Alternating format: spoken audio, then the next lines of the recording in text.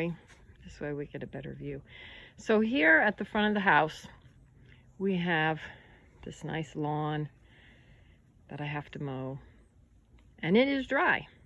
Unfortunately, this is where the septic tank is. So we cannot plant anything here. And the base here on the island is, of course, sand. And no, I don't need muck boots. I traverse the property barefoot. So here we go. Now we did have an unusual rain event yesterday with Sally, the tropical storm. She gave us 8 inches of rain. So this is not terribly deep, ankle deep.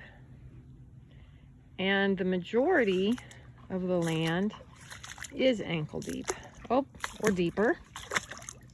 About up to my knees now. And this is, at first I was a little bit freaked out. I didn't know anything about marshland. But now I have been educating myself and doing research, specifically learning that we have what is called a wet meadow. And the diversity of plant life that grows in the wet meadow and the animals that survive in this habitat. And I'm learning to really love it. I'm also educating myself on the different types of trees and other plants that you can plant in a wet meadow. There are trees that can live submerged in water for 3 months or more, and they tolerate drought for 6 months in the winter. Oop, knee deep again. And coconuts is one of those, and there are coconut trees here. Bottlebrush trees can do this. They don't produce food, but there are some really neat fruit trees I had never heard of before. One called the black sapota, or also called chocolate pudding fruit. And a relative of it that we actually have a couple of trees, I can't remember what it's called now. So if people wonder, why don't you just build drainage to drain the water away? The answer is there's no place to drain it. That's the road on the island, underwater.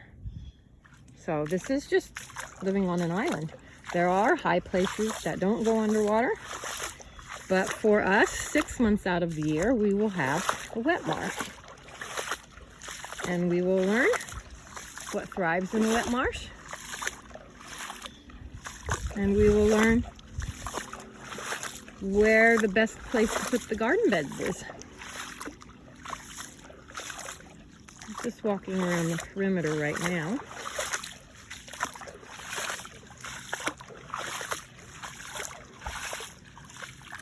Palm trees, obviously, like wet and dry spells.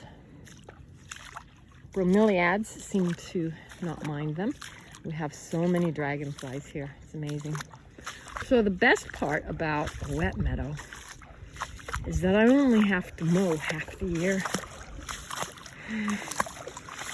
Because we don't have freezes, we don't get the winter off. But we do get the summer off in some respect.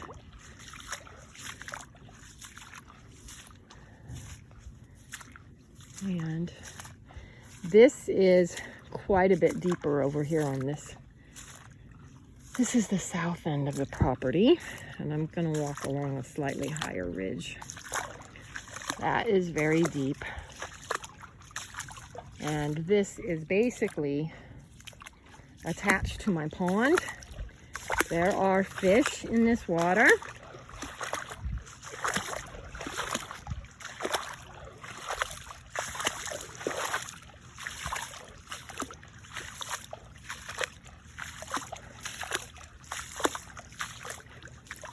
This is probably the only tricky part of being barefoot, is under the pines. because they do have little tiny pine cones that don't feel great when you step on them, but they don't hurt you. There are the little pine cones. So I just step carefully here. The pine leaves. This is my pond. Out here where it doesn't belong. Go back! So, I guess it does belong here during the wet season.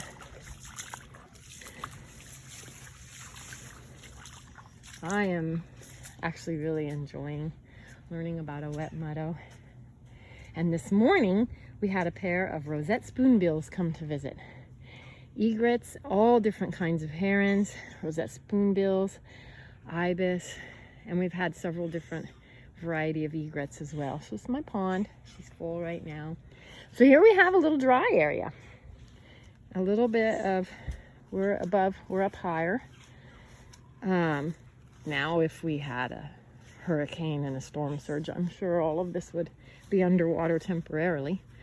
But this area is high and dry. And over here we have a shed that needs repaired. We are going to repair it, and then it will be useful for livestock. And the chickens are learning their area. They're under a carport, and that is mosquito netting tent to protect them from mosquitoes and to try and prevent chicken pox. And so here we are, pond on one side. We are going to build a floor. We dug a trench for this rain that we had, unusual amount of rain, and it did drain over into the pond, but it's not the ideal. So we are going to put in a floor. This carport is raised up on cinder blocks, and we're going to build a floor under the carport. And then the chickens will have, we're going to also put walls with hardware cloth for predator protection, and the entire carport will become the chicken coop. Right now they have a small chicken coop inside the mosquito netting tent, and then they can come out if they want to. Right now they're out, and we're waiting on Premier One fencing to get 2 more rolls of fencing so that I can put the fencing out in that back meadow we just saw, which is dry. This area is relatively dry, but it's our access to and from our livestock area. And this area, I don't know what she had over here, some kind of garden or something. She has it fenced in. But there is so much shade here that it is not appropriate for vegetable gardens. And then here we are.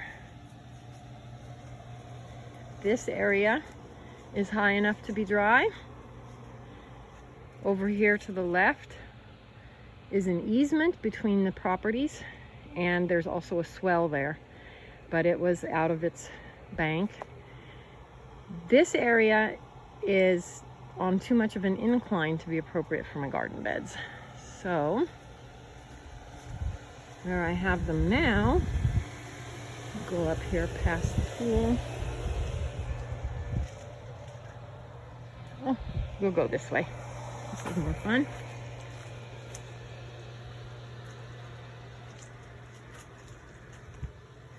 This was completely overgrown. You can even see the rock path because there were so many ferns in it, and I pulled them all out and cut back the trees. And now we have a little sitting area above the pond here with Adirondack chairs and the pond. This is the top of my arbor, and I am considering putting it in this location that goes to a concrete step inside the pond. And it has, I have 2 garden bed boxes, 2 planter boxes that go on either side. It will be about 8 foot high, and I thought I would plant passion flower there. So I'll come around this way, and then we can go out here to where I tentatively have the garden bed set. Now, I did take pictures yesterday with our 8 inches of rain.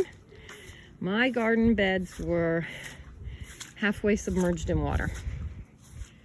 This is one of the highest locations in the meadow that's reasonably close to the house, which means I can water in the winter time because we do not get rain in the winter, and it's fairly level. I've been watching the sun pattern and moving the beds as we get rain. So the beds are actually in the spots that have the least amount of water retention. However, after our 8 inches, it looks like all of them still have water. So my idea is to put down cinder blocks under the beds and create a cinder block platform, put landscape cloth on top of the cinder blocks, and then set the beds on top of that. And my beds will be too high. And then I will fill them with topsoil and the compost that I'm making. So this is a wet meadow, and this is my favorite tree here. This is an amazing rubber tree. So we'll go back around to where we started from. And life in paradise. So again, septic tank here, or too much of an incline in the dry spots. So I've decided to try the cinder block method. There we go.